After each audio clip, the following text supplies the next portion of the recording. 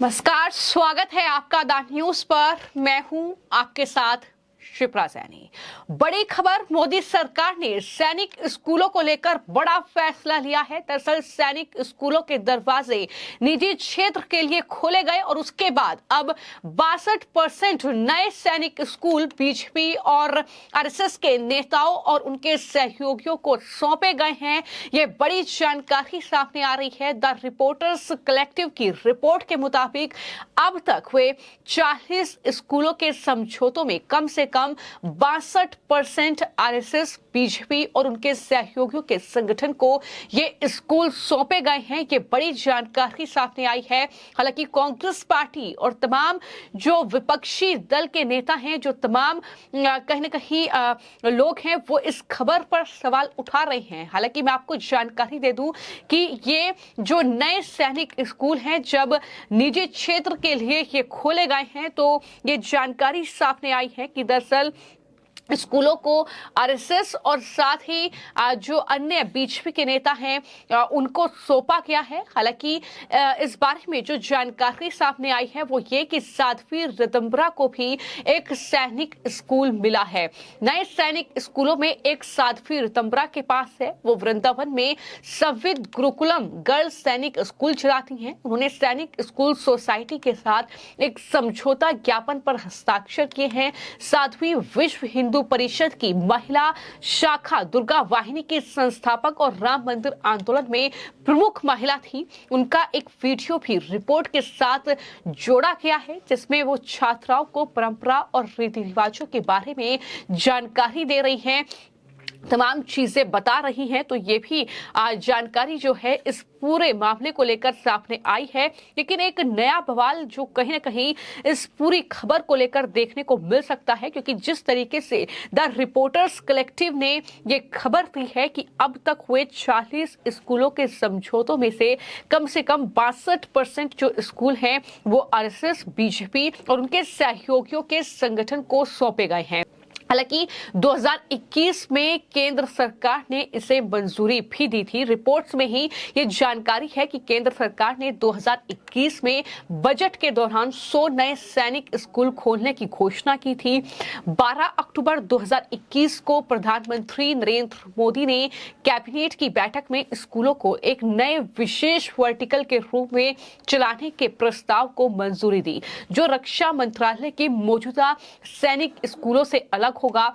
स्कूलों को रक्षा मंत्रालय सार्वजनिक निजी भागीदारी यानी पीपीपी मॉडल के तहत चलाएगा। अभी तक देश में 33 सैनिक स्कूल मौजूद थे, लेकिन अब उन स्कूलों की संख्या बढ़ रही है, क्योंकि 2021 में केंद्र सरकार ने ही 100 नए सैनिक स्कूल खोलने की घोषणा की थी, जिसके बाद पीपीपी मॉडल से ये स्कूल चलाए जाएंगे। इस बात की घोषणा भी मोदी सरकार के जरिए की गई थी और उसके बाद ही ये खबर आई है कि दरअसल आरएसएस और बीजेपी से जुड़े नेताओं को ये स्कूल सौंपे गए हैं। इनका प्रबंधन एक तरीके से सौंपा गया है।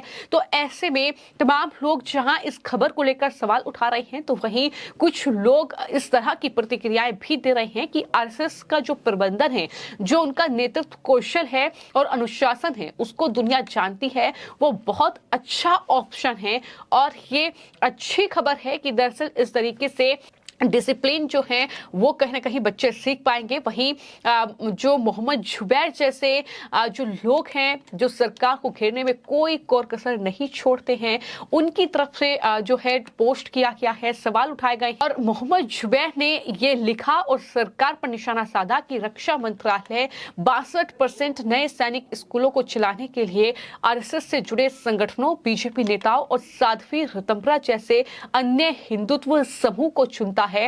ये बच्चों को भारत के सशस्त्र बलों के लिए प्रशिक्षित करने के लिए है।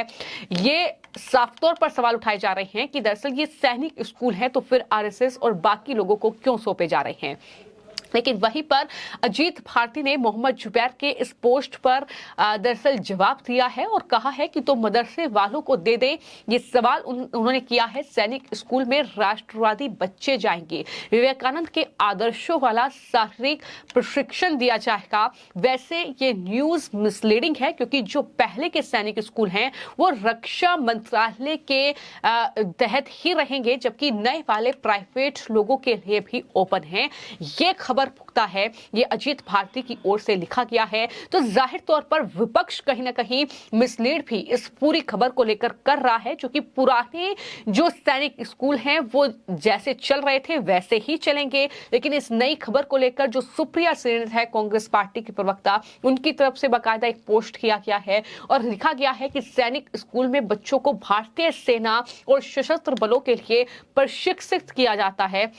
2021 में मोदी सरकार ने सैनिक स्कूलों का निजीकरण करके निजी क्षेत्र के लिए दरवाजे खोल दिए। अब इन सैनिक स्कूल का सांप्रदायिकीकरण हो रहा है और रक्षा मंत्रालय ने 40 नए स्कूलों में से कम 62% को चलाने का काम बीजेपी नेताओं, सहयोगियों, आरएसएस और ऋतंबरा जैसे लोगों को सौंपा है। ये सवाल जो है कांग्रेस पार्टी की प्रवक्ता ने भी उठाया है, लेकिन जो बड़ी खबर है वो यही है कि दरअसल केंद्र सरकार की 62% नए सैनिक स्कूलों का समझौता बीजेपी आरएसएस नेताओं को मिला है। लेकिन ये एक 2021 में केंद्र सरकार ने बजट के दौरान दरअसल जो बातें कही थी कि 100 नए सैनिक स्कूल खोले जाएंगे और ये स्कूल जो है रक्षा मंत्रालय सार्वजनिक निजी भागीदारी यानी पीपीपी मॉडल के तहत खोले जाएंगे।